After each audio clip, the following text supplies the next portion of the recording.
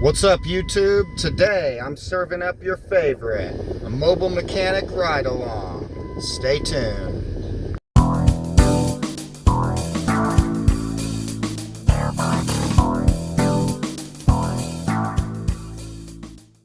But first, I wanted to announce we've got some Andy's Auto merch now. We got a hat, a shirt, a sticker, a coffee mug, and even a hoodie. You can find these items listed below the video, or you can go to my channel page and you can find them under the store section. If you're interested in supporting the channel while also getting some pretty cool gear for yourself, go ahead and check those out. Now back to the video. Alright guys, we're about to be pulling up to job number 1. We're going to be doing a serpentine belt replacement on a Nissan Juke Nismo. So stay tuned. What's up, YouTube? Today we're going to be doing a serpentine belt replacement on a Nissan Juke. Stay tuned. Alright, we got it all jacked up in the air. And we're going to go ahead and remove the wheel. And then we'll get on to the next step. Alright, so now that we got the wheel off, looks like the next thing we want to do is remove all of these little clips here by getting a flathead and prying up on it. Looks like there's one there, there's one here, and then there's a couple here as well, or at least one. And there might be a couple more on the bottom. So we're going to go ahead and remove all those so we can actually see the belt. Okay, so there ended up being a couple 10mm on the bottom, but we got that splash guard out of the way enough where we can kind of see what's going on in here.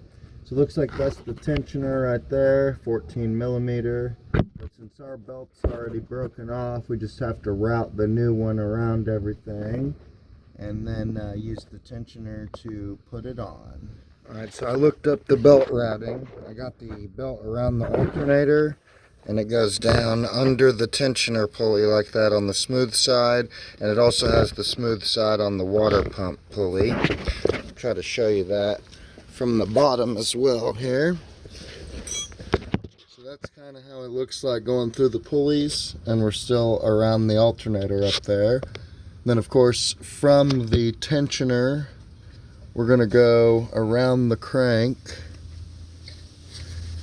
okay, and then it should tension up. Yep, so it's all lined up. Now we just need to slide it off the tensioner here, just like that, and then we'll try to get it on the compressor. At least that's what I'd like to do. Come on now. It doesn't seem like it wants to. Okay. We may have to just keep it on there like that, and then try to use a wrench right here, 14mm. We'll just try to pull it onto the compressor or something while I'm loosening the tension. Alright, finally got her on there. I did end up using a pin like this. There's a hole in the tensioner, and if you line those holes up just right, you can lock it in place. I was able to get the tensioner on that way. Now we could take our splash guard and put that back in place, followed by the wheel. Alright, we got our splash guard back in here, all the clips back in place. We'll go ahead and put the wheel on. Well, she's running now.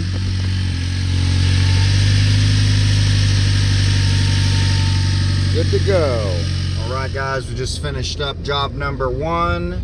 We're going to be heading towards job number 2. It's going to be an oil change on a Honda Civic.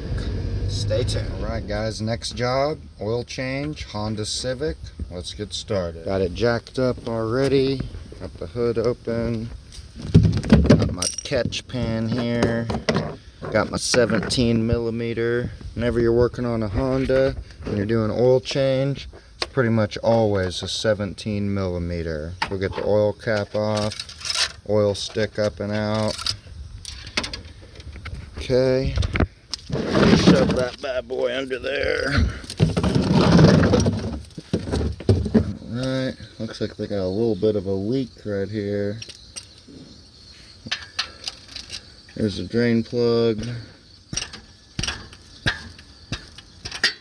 Broke it loose. There we go. Flip this bad boy around. Move that cap back.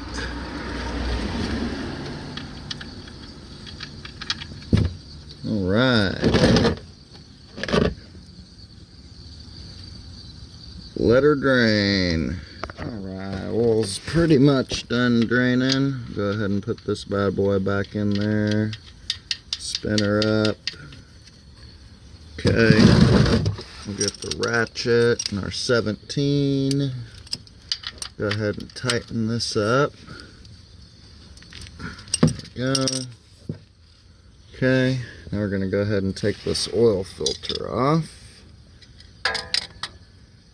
Using these big channel locks. I noticed these smaller Honda filters, my regular oil filter pliers are too small. I mean too big still, even on the smallest setting, so I have to use my big channel locks on these Honda filters a lot of times.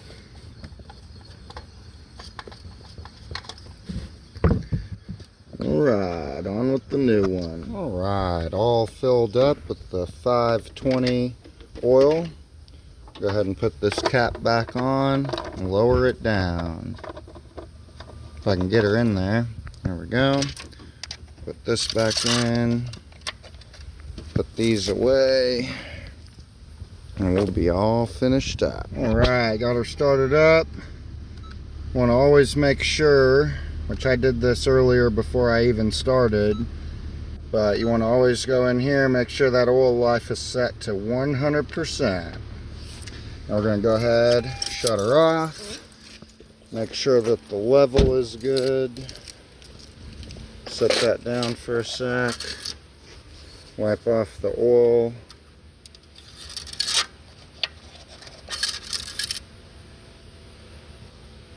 Looks good to me.